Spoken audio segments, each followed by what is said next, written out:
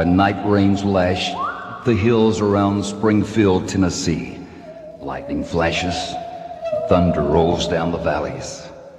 The old-timers say the commotion up there is the Bell Witch, screaming through the night for the soul of one John Bell. Good day, all you ghouls and gals out there. Welcome to Disembodied, your friendly neighborhood paranormal podcast, coming to you from blustery Toronto, Ontario. Now, it is windy as hell out here, winds up to 60 plus kilometers an hour, and that means that it's woo going on from the windows and things like that, windows and doors. And I considered not recording today, but I thought, this will go perfect with the ambiance. So I hope that you like it.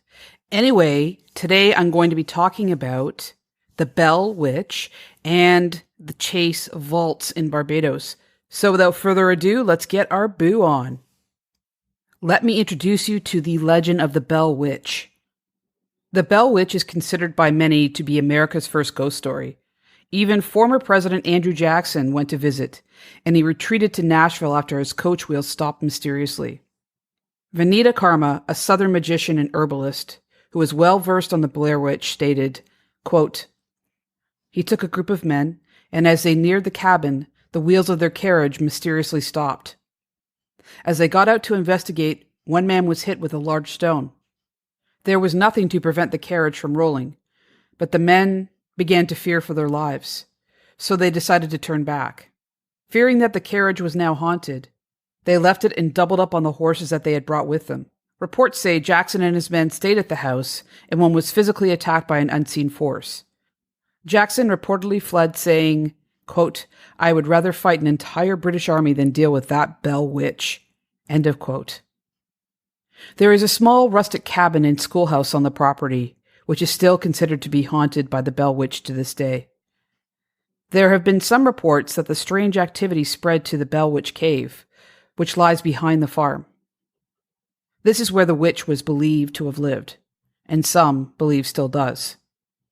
It's the only haunted house to ever be investigated by a state government agency and deemed to be a true story. John Bell was a farmer from North Carolina.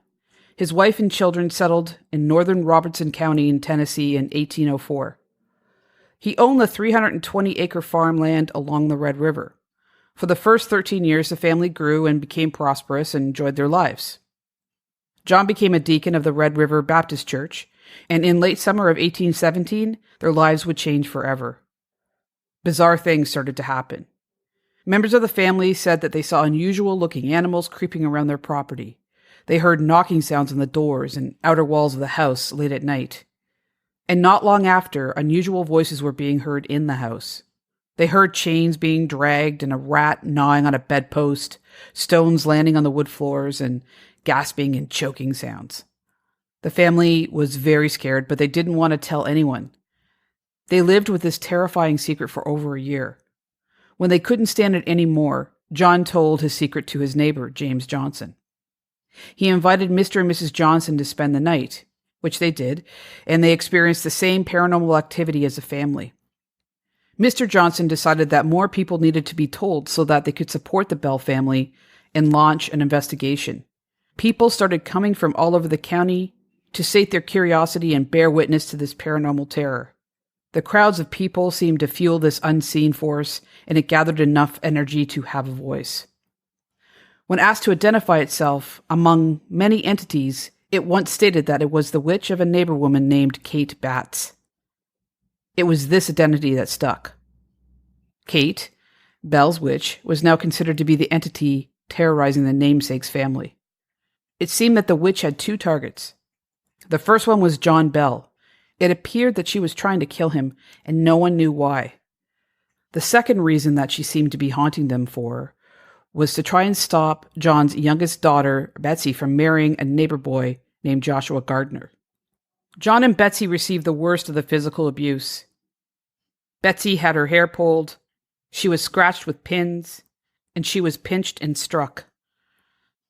John was often afflicted with swelling in his neck and stated that he felt like a stick was stuck sideways in his throat. Later, he had twitching and jerking of his facial muscles. Kate would appear to be possessed, screaming insults and threats at her family, especially her father. As time went on, John became weaker and weaker, and the crowds of curiosity seekers flocked to the Bell family home to get an eye of the Bell Witch. Many visitors to the house saw furniture crash around them and heard her shriek, sing, and curse. What made the Bell Witch even more terrifying was that she seemed to be versed in the Bible and had been seen in 2 places at once and would speak of the visitors' past, present, and future. It appeared that the witch won the battle over John Bell's health as he died on December 20th, 1820. John's cause of death was ruled as a poisoning. The suspect was the witch who was said to have mocked the family with admissions of guilt. In March of 1821, young Betsy broke off her engagement with Joshua Gardner. Mission accomplished, it was said that the Bell Witch bid adieu to the family and promised to return and terrorize them every 7 years. It was said that the witch returned in 1828, in which she went to the home of John Bell Jr., and she spoke to him at length about his past, present, and future. She said she would return a second time, but it wouldn't be again for 107 years. Many believe that Kate never left, as the paranormal activity never ended around the town of Adams and the Bell Witch Cave all over these years. Here is a clip. It includes some commentary by a descendant of John Bell's family. The stories are true. I'm a direct descendant of the Bell Witch curse. And if I don't stop it, my son is next. This offering is gonna take the curse. It's gonna take it away from myself, my son, and future generations. Somebody put a curse on this family, and it keeps going on to the next generation and next generation until it's broken. So we want to break these curses off you and your family. I can't say for sure what happened to my ancestors 200 years ago. I just hope my family can finally lead normal lives. John Bell, hope you can rest in peace. The historic Bell Witch Cave has been placed on the National History Registry by the United States Department of Interior, effective April 2008. Over the years, many paranormal investigators and supernatural enthusiasts have visited the Bell Witch Cave and former owner John Bell's property. Paranormal shows such as Ghost Adventures and the Tennessee Wraith Chasers have visited and featured it on their television shows. As far as fictional production goes, the Blair Witch Project from 1999 was partially inspired by the Bell Witch story.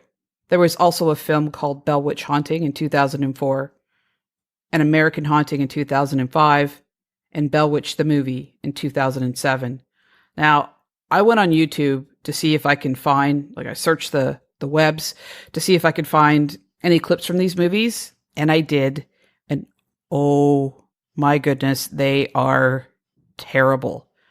Worth a watch just for how bad they are. I really enjoy watching terrible movies and making fun of them. So if you're into that too, check out these movies. So that is the story of the Bell Witch, or Bell's Witch. Okay, let's move on to Barbados, to the Chase Vault. The Chase Vault is located in the Barbados Cemetery of the Christ Church Parish. The semi-sunken tomb is known for repeated stories of the coffins inside being thrown around by mysterious forces. In 1812, a wealthy landowner, Carl Thomas Chase, died by his own hand on the island of Barbados in the Lesser Antilles. He was not a well-loved man, and he was known for excessive cruelty to his slaves and his bad temper. The vault was originally built in 1724, but was purchased by the Chase family when Mary Ann Chase tragically died at the age of 2. The little girl was placed in the vault in a lead coffin, along with the vault's single other occupant, who was encased in a wooden coffin. Just a few short years earlier, Mary Ann's sister Dorcas was also... The name Dorcas always makes me laugh. Sorry. Let's start that again. I know you guys find it funny too. Just a few short years later, Mary Ann's sister Dorcas was also buried in the tomb after starving herself to death. Death continued to rear its ugly head in the Chase family when the sister's father Thomas died about a month later. When the thick marble slab that sealed the entrance to the vault was removed, it was discovered that the 3 coffins inside had been violently tossed around and were standing against the walls of the tomb. It did not appear that anyone tampered with the sealed vault, and none of the other vaults in the cemetery had been affected in the same way. All of the coffins were placed back in their original places, and Thomas's was added to the group. In 1816, when an infant by the name of Samuel Brewster Ames was buried there, once again the tomb was opened to add another body. They found the coffins had been tossed around once again and were lying all over the vault. Thomas's coffin was said to be leaning head down against the wall. All was righted. When the Chase vault accepted its final occupant, Thomasina Clark, in 1819, it was again found to be disturbed. This time, officials took notice. The vault was inspected and found to be solid, with no secret passages or other accesses. They planned to open the vault at a later date to see if it happened again. They put sand on the floor and raked it smooth to capture any footprints. The marble slab covering the stairs was cemented in place, and several government officials, including the governor, Lord Combermere, were said to have placed their official seals on cement. In 1820, the vault was opened, and almost everything was undisturbed, including the sand and the seals, except the coffins, which were scattered around the room on top of each other. After this, all of the coffins were removed from the vault and buried separately elsewhere in the cemetery. The vault remains open to this day without any occupants. Over the years, people have visited the vaults and experienced paranormal activity, noises, movements, walking, footsteps, and other such paranormal activity. So there you have it. The story of the Bell Witch and the Chase Vault. I hope you enjoyed them. I know I did. I love researching all of this stuff. Anyway, remember, take care of yourself, take care of one another, and always look over your shoulder because you never know. Someone may be watching. Peace. John Bell chose another bride, and so the witch chose suicide. He broke his vows to this child of hell. The scorn witch cursed the name of Bell. Satan's sister they called the girl with coal-black hair. All of world, her evil eyes and devilish ways, laid John Bell in his grave. The Bell Witch, she walks the night, a moving spirit no one can fight. She walks in silent rows of death till the family of Bell has drawn their last breath. Death freed John from pain and strife. The Bell Witch still clings to life, planning vengeance when she may to old John's kin until this day. Lovers all heed this curse, fear for death or something worse. The witch runs screaming through the dark, for untrue lovers bear her mark. The Bell Witch, she walks the night, a moving spirit no one can fight. She walks in silent rows of death till the family of Bell has drawn their last breath. If ever Springfield you go near, spring sounds in the night you might hear.